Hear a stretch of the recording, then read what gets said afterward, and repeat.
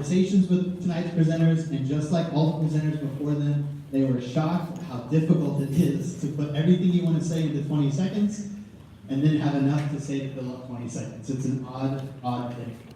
So, we're going to get started with our first presenter, Pechakuchas. She lives in Norman, Oklahoma, and serves as the director of the Curbside Chronicle at the Homeless Alliance. The Curbside Chronicle, The Curbside Chronicle is a magazine that employs people experiencing homelessness in Oklahoma City. Rania co-founded the magazine during her junior year at the University of Oklahoma with the hope of helping people experiencing homelessness gain access to income and transition. Since its launch, the Curbside Chronicle has helped over 100 individuals find stability and end their homelessness in Oklahoma City. Rania is a graduate from the University of Oklahoma, where she earned a BA in marketing in 2014. In the summer of 2017, Rania co-founded her second social enterprise, Sasquatch Shade Ice, in the Plaza District of Oklahoma City with her husband, Whitley O'Connor. Sasquatch Shade Ice employs low-income youth in Oklahoma City and helps its teen employees prepare for high school graduation, walking teeth, the art of taxidermy, and her war cats. Help us welcome Rania Pechakuchas.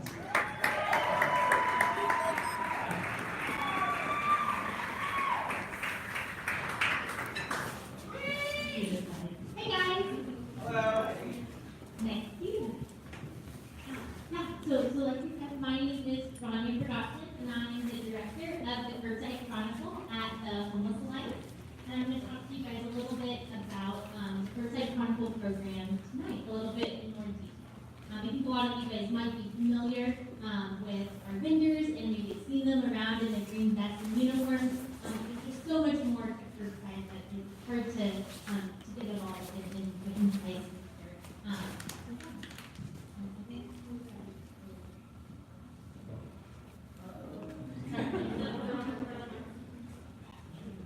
Yeah, so like I said, I'm the director of the Curbside Chronicle Homeless Alliance. And so what the Curbside Chronicle is it's Oklahoma's street paper. And I didn't create the idea. The idea heralds back all the way to Newsboys. It's just a more modern concept of that. And so we work with people experiencing homelessness to help them earn an income. And so I co-founded it with my husband, Whitley O'Connor, 5 years ago, whenever we were both in college, and we just had this big idea. But we were really inspired by street papers around the world and the work they were doing.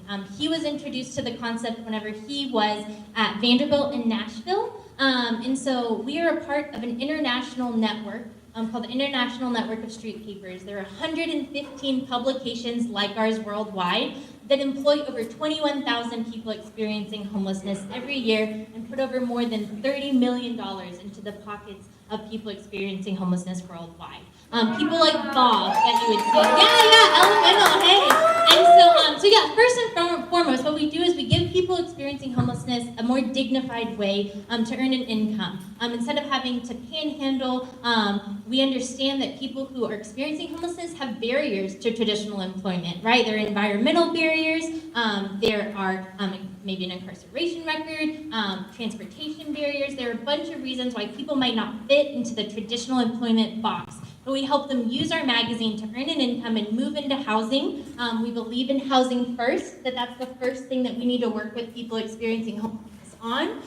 But then from there in housing, we can get stability and help folks like Jeff, who is a vendor with ours, move on to more traditional forms of employment, right? Whenever we remove those barriers, we can work on things like mental health, we can work on physical health, we can work on goal setting, time management, all of those things that are important for our vendors to fit into more traditional forms of employment. We also help people like Kyle here get their driver's licenses, build up money so that they can get a vehicle to transport on their own. You guys might not know this, but we're just now starting Sunday bus service as a community this coming year. Yes, it is huge. Because until then, our vendors on one day of the week had no way to get around except for their own 2 feet. And so these are barriers that we don't really think of when we think of people experiencing homelessness and the traditional, idea of, well, just get a job. Well, it's not that easy. So we have to create employment for these folks and then help them use that as a platform for future success.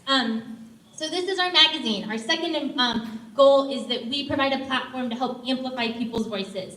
Everyone's got a voice. Not everyone gets heard in this world. And that's just the way it is. But so we want to create a 32-page magazine. Currently, we have 11,000 customers a month, and that's awesome. And our vendors are getting to share their stories. Getting to share their stories about being mothers, getting to share their stories about being survivors of domestic violence, getting to share their stories also about things like recipes that they enjoy, about movie reviews, right? Because we're people, and we're people first. We experience homelessness, but that doesn't define us, right? So like Mark and Renee, they're a couple of curbside vendors, and they actually recently got married, which is super exciting, but they have joy, and they have love, and they have other things in their life outside of just the day-to-day survival that they might experience while they're on the streets. And that's what we want to capture with our magazine, and we hope to convey with what you read. And then really my favorite part of Curbside is that we bring people together.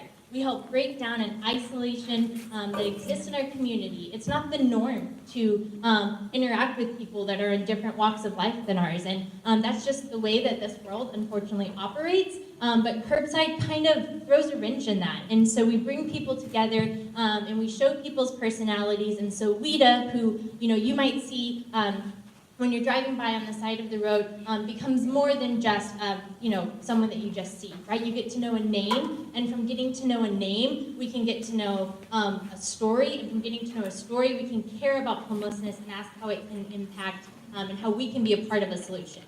We also have tried to branch out and find other ways to get into everyday people's lives, right? We started a flower campaign that we did for Valentine's Day, where we employ our vendors to put together floral bouquets, right? You're gonna buy flowers for your loved one, for your mom, for things like that. How can we use this experience to employ people? And so this Valentine's Day, we employed over 31 people and sold over 1,600 bouquets on Valentine's Day. We try to be creative, and we try to find ways so that the community can be a part of a solution. We have a kind of a catchphrase, and it's this idea that together we can end homelessness, and that means the community is a part of that. Around Christmas right now, we're doing Wrap Up Homelessness. We partner with local artists to design wrapping paper for us, and then it's a way that folks can purchase that wrapping paper, and we can be a part of your holiday experience, but that can also go to support our vendors.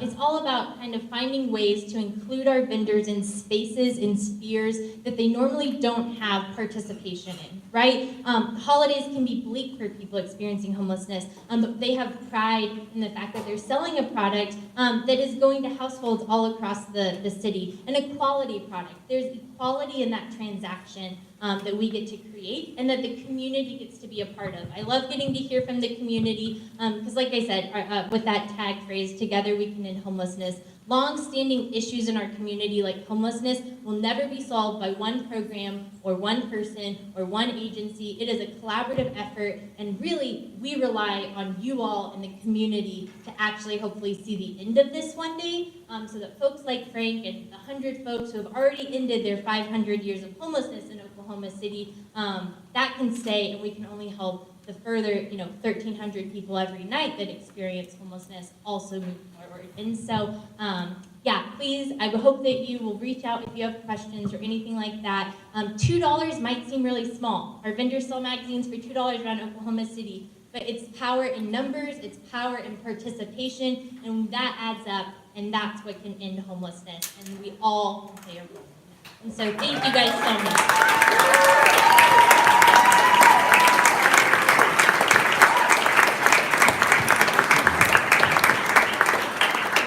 Oh, thank you, Rania, so much. And just a special plug, if you saw that wrapping paper and you thought, that's a great idea, you can walk right out those doors during intermission and buy it at Plenty.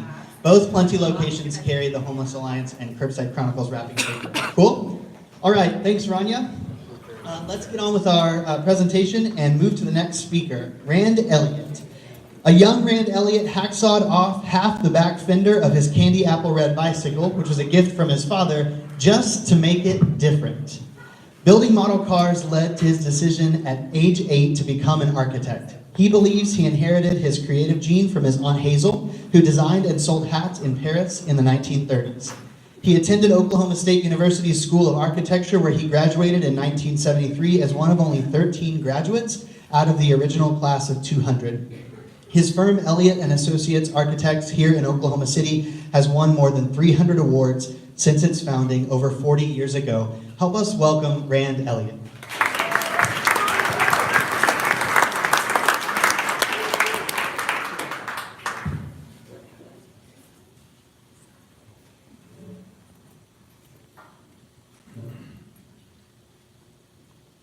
Well, we're going to talk about architecture tonight. Let's go.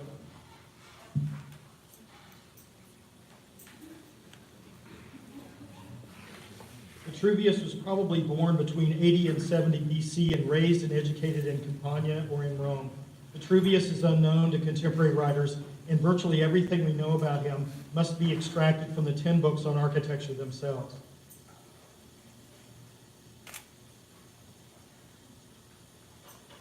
Marcus Vitruvius Pollio wrote his 10 books on architecture in the first decade of Pax Augusta between 30 and 20 BC. This was a decade of renewed peace and prosperity that followed 2 or 3 generations of brutal turmoil and civil war.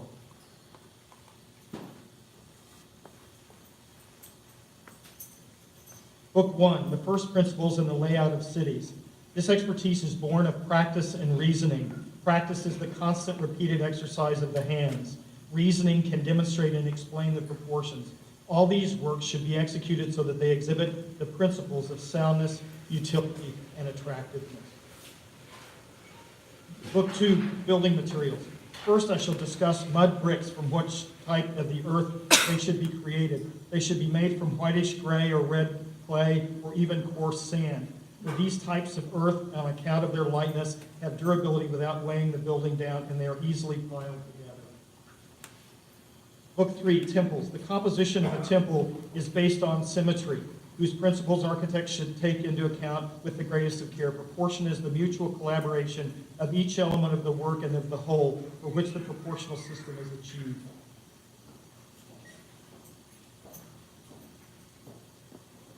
Book 4, Corinthian, Doric, and Tuscan Principles. The height of the Corinthian capital makes columns appear proportionally taller and more slender, because the height of the iconic capital is 1/3 the diameter of the column, where the Corinthian measures the entire diameter of the shaft. Book 5, Public Buildings. Without these cornices, the voices of those debating in the Senate House carried upward cannot be understood by their listeners. But when the walls are encircled by cornices, the voice as it rises from below will be delayed before it carries upward the air and dissipates. It will be intelligible to the ears. Book 6, Private Buildings, the importance of proportion and optics. Nothing should be a greater concern to the architect than that in the proportions of each individual element.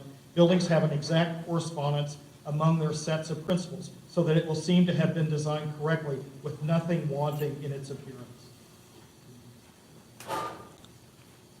Book 7, Finishing. Once dry, the balls are put into a ceramic pitcher, and the pitcher is put into the kiln. The copper and the sand, boiling with the energy of the fire, bound together and exchanging their sweat between them, leave off their original properties, and their natures merged, they produce blue color. Book 8, Water. The water collected from rainfall has more healthful qualities because it is composed of the lightness and the finest delicacies of all springs, which percolate through the movement of air in storms and then, liquefying, reach the earth.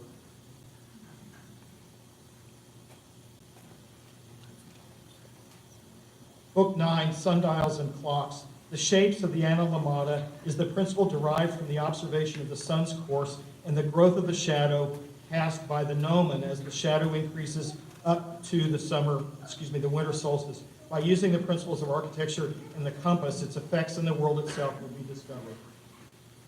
Book 10, Machines, Cranes, and Hoists. A pulley block is lashed to the top, which some call a rechimus. 2 pulleys are then set in a block turning on little axles. A hoisting cable is sent through the upper pulley and then down and threaded through the pulley of a second lower block. The drawings of Vitruvius during his lifetime, Vitruvius created principles of scale and proportion based on the human body. Vitruvian prescription seemed to admonish that a designer worked from principles, not paradigmatic forms.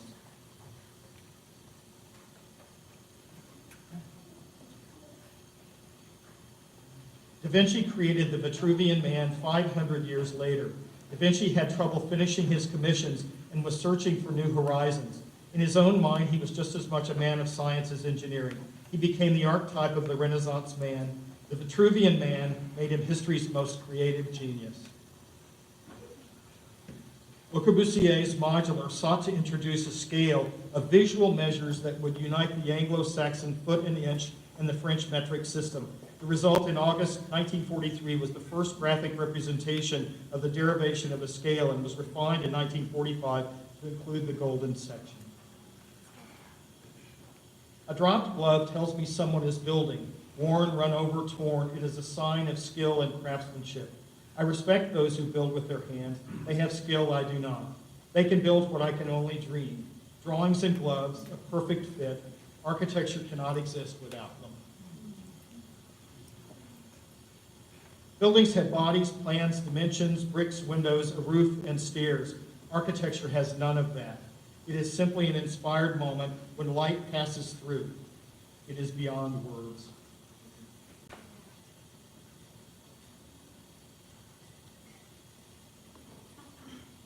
I am a light collector. I am a room to watch light move, a place to see shadows fall, where shards of fire pass over planes in space. There is a chamber where time has dimension. These moments mark messages captured by the light machine.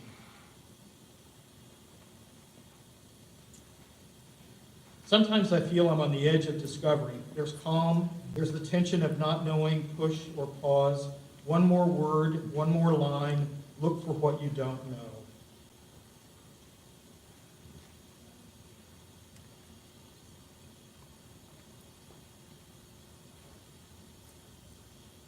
We learn about the past from yellowed pages, marble statues, and people we've never met. We have only been in the present with a view left and right. Old thoughts are carved, now thoughts are handwritten, and future questions are pixels. We have pushed the present forward and built our legacy. Our ink marks a moment in the continuum. Thank you.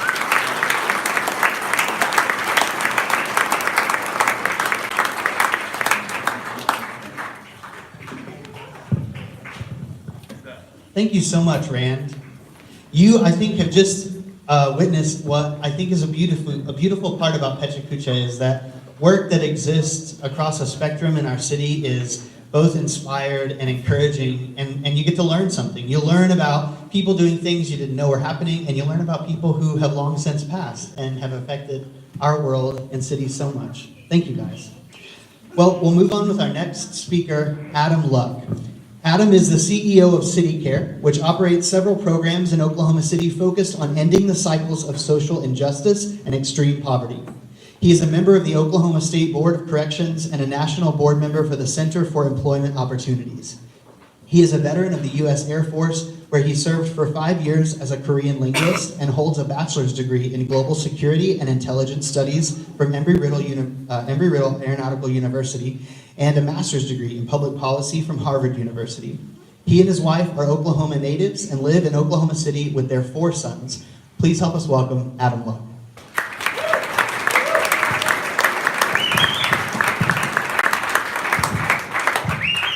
Hi, everybody. I have 2 of my sons here with me tonight, Orson and Amaya, so my wife didn't have to put all of the children down. I'm really excited to be here with you tonight, and I wanted to just share a little bit with you about something that I feel like many of us are engaged in, which is creating in our community. So let's get started.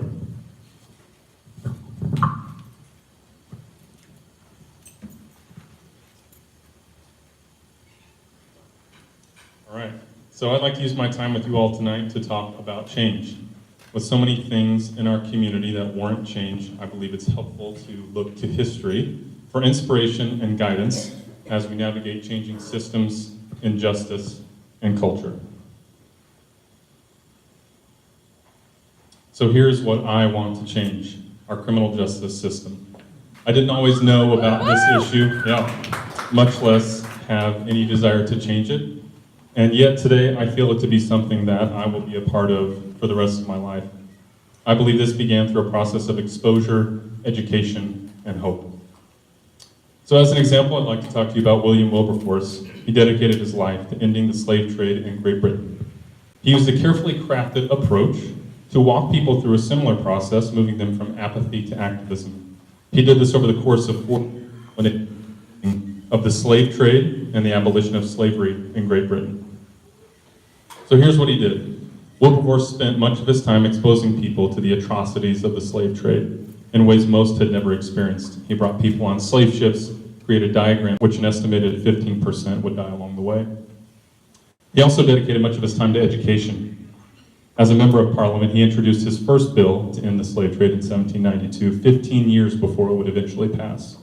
Culture began to shift. Simple acts like placing sugar in tea became inextricably tied to the horrors of slavery. So how does an entire nation consider this type of change? Wilberforce provided encouragement for the long road ahead. He addressed the concerns of the moderates and diligently fought to counter the arguments of those who supported slavery. He leveraged every available form of communication to make his case for the abolition of slavery from a moral, legal, and economic perspective. Here's what it took. Wilberforce called the abolition of slavery his great life calling.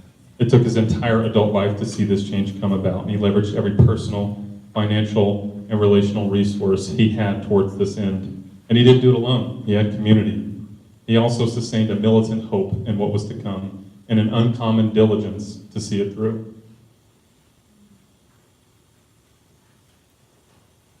So 15 years after Wilberforce introduced his first piece of legislation, the slave trade was ended. 18 years after that, the practice of slavery itself was outlawed. 3 days after hearing the votes had been secured, Wilberforce died. Wilberforce and his community are credited with beginning the type of social justice activism that so deeply influences us today. They were among the first to advocate for the ethical treatment of animals and dedicated their life to caring for those orphans and the outcast in their society. As was the case with Wilberforce, most of his contemporaries died poor. France followed suit and abolished slavery 15 years later in 1848. The 13th Amendment was passed in 1865, slavery in the United States. Wilberforce and his significant momentum to the worldwide movement to end slavery. So what we can learn, we can see from this example the impact of exposing people firsthand to the realities of an issue, the benefit of taking time to educate, power of hope to provide a vision of what could be. We also see how incredibly hard this type of work can be. And I believe the question we must answer is this: are we willing to leverage our lives in a similar fashion? So here's another system in desperate need of change. Oklahoma has the highest incarceration rate, both male and female, of any state in fact, any place in the world. We incarcerate more than Iran, Cuba, and Brazil combined, and nearly $500 million of our $7 billion state budget goes to corrections, and we're projected to grow by another 7,200 beds in the next 10 years. So here's what we're doing. I've recently come to believe that if this is to change in the next 5, 10, or 30 years, it will only be because people have come to convictions and see them part of the solution, willing to leverage whatever resources, talents, and passions they have. It's a weight that we must all bear together. In March of this year, a few people met and discussed what it would look like to make progress. One of them is here tonight, Robin Jones. We concluded that this combination of exposure, education, and hope would be a good place to start. We combined this process into a half day and started taking people to see the county jail. Seeing another human being through the window of a jail cell is startling. Following this, we create time and space to process, educate, and download. No solutions are offered, only an acknowledgement that yes, this is heavy. And it's okay that you didn't know, and it's okay to have a lot of questions. We end our time together with a tour at Reemerge, a diversion program for mothers facing incarceration for nonviolent drug-related offenses. And here we meet women 2 years into recovery instead of 2 years into a prison sentence.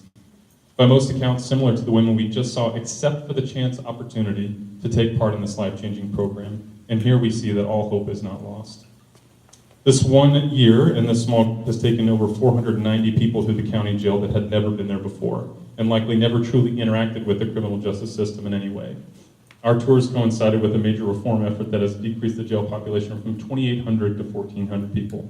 Still 200 more than it was designed to safely hold, and I'm not really sure what's next. Which really brings us what I don't know. But we've begun the same in the hearts and minds of 490 people, the same process that began 4 years ago and led me here tonight, talking to you about my life's passion. And I know that what lies ahead is years of long, hard work. So be encouraged. Change can happen. And I would say that change is happening. My question to you tonight is this: what do you see that needs to change? And what do you have to change it? Start small, but whatever you do, start. So 6 minutes isn't much time to talk about systemic injustice and social change. So if you're interested, I'd love to talk more and would welcome the opportunity to bring you to the county jail. So here's my email address, and thank you again for the opportunity to come talk to you tonight.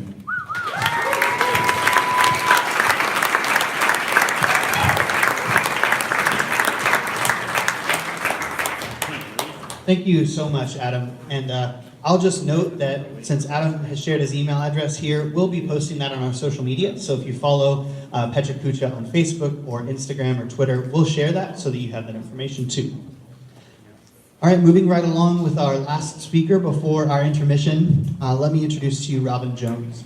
Robin Jones is passionate about our city, which is manifested through her community engagement with present and past connections to SALT and Light Leadership Training, the Oklahoma Office of Faith-Based and Community Initiative, Christian Radio, and a variety of compassionate community initiatives. Welcome with us, Robin Jones.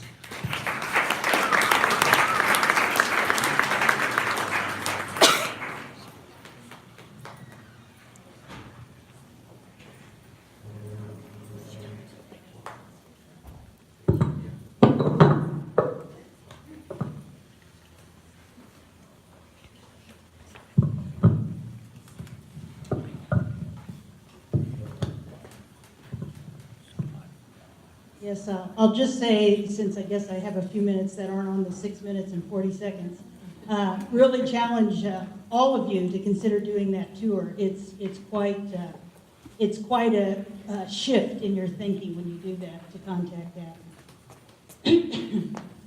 Okay, go ahead.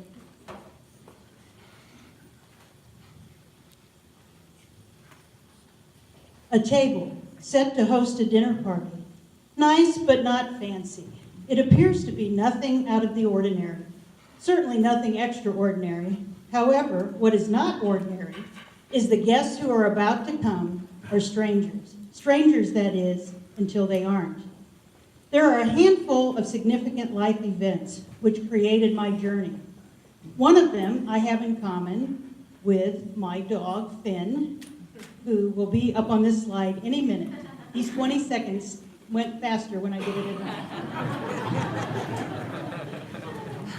night. We are both blind in one eye. And when my little dog shows up, this really is a long 20 seconds. There he is, yeah. We are both blind in one eye. Trust me, he's not as adorable as he looks there.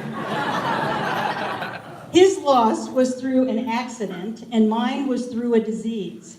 At the age of 18, when I faced the prospect of blindness, I decided I would never wait to embark on adventure. The first major life event was having awesome parents who bestowed wonderful gifts on my sister and me.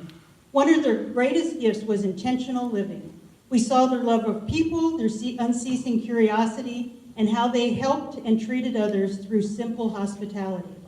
In my late 20s, my father took my sister, Amy, and me to a father-daughter lunch at Rotary, where we heard a fascinating speaker. Some of you are old enough to remember who this is.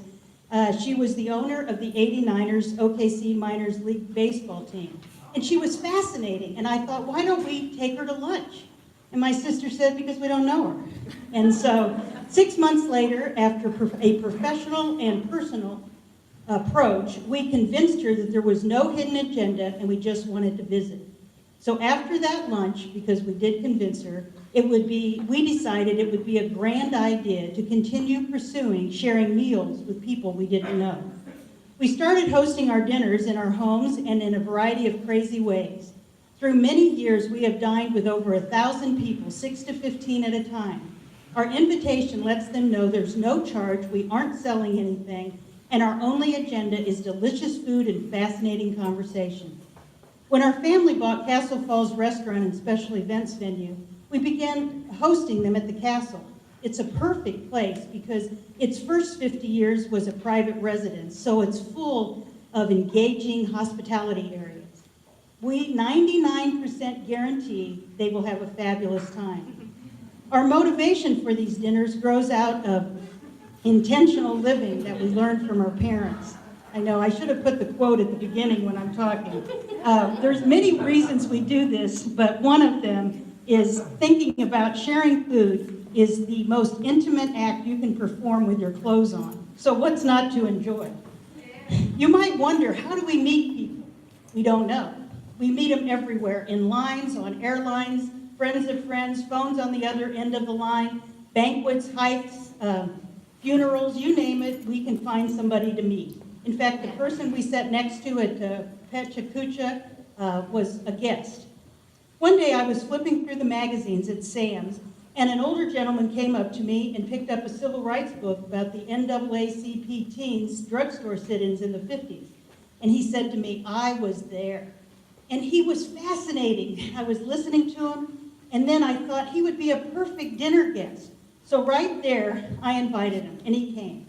And at the dinner he came to, his storyline was that he was celebrating winning his high school talent contest at the first original Sonic in Shawnee, and someone came in and said, there's someone in the parking lot who wants to meet you, and it was Johnny Cash, and so he got a signed guitar out of that as a congratulation gift. Truly loving people serves as a catalyst to being continually curious, asking questions, and I'll tell you, you better be curious if you're going to be at a table full of people who don't know each other. Here's how we do it. Everyone writes down one storyline about themselves, preferably something that no one there knows, including their spouses. These stories range from everything from teaching English to the Oprah of China, to being related to Johnny Appleseed, to tearing the tag off your mattress. I read each storyline out loud, and we take turns guessing who belongs to the story. And then we hear the story. Well, one time I read this: Edgar Allan Poe is my great-great-uncle. We have a lot of people related to famous people, so that wasn't that unusual. We dealt with it and moved on. Then I read, Edgar Allan Poe is my great-great-great-uncle. Same dinner party, 14 people, 2 people direct descendants of Edgar Allan Poe. A little weird. And this is an example of strangers. We are all strangers until we aren't. So with an interest in engaging people outside of our normal people group, we want to continue to be curious and extend hospitality and use hospitality to weave the evening together. And it's in high gear at our parties, the love of strangers. Our last dinner party started out, typically, as much as you can have a typical dinner party with strangers, when one of our guests asked if he could tell his story before we even got started. A few months earlier, he had been released from prison after serving 31 years for a crime he didn't commit. His story silently took our breath away, and he was no longer a stranger, but a friend. And that is how we craft our hospitality. We have great food, but the most delicious aspect of the evening is the stories. Stories of crime, competition, passion, hate, success, inspiration. Stories that connect you with another human being in a way that is invigorating. The stories are simple, extravagant, ordinary, extraordinary, but always dazzling. We could write a book about each dinner because the evenings are so rich with stories. At age 18, circumstances took part of my eyesight, but in this season of my life, I'm grateful for that catalyst that provided me with a passion for adventure. My challenge to you is to be intentional in your love for people, and especially outside of your people group. Never cease to be curious. These actions will not only enrich your lives, but that it will give adventure to the depths of your soul and a reminder that everyone is a stranger until they aren't.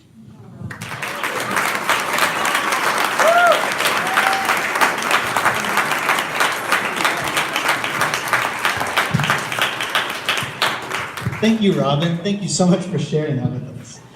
Okay, well, we are on the cusp of our 10-minute break, so we'd love to take that short break. We're going to open the curtain back up, and we want to say thanks to our hosts at Plenty Mercantile. Their shop is open up front, so feel free to go and browse, grab a snack, get a drink, and we'll have our remaining 3 speakers right when we return. Thank you so much.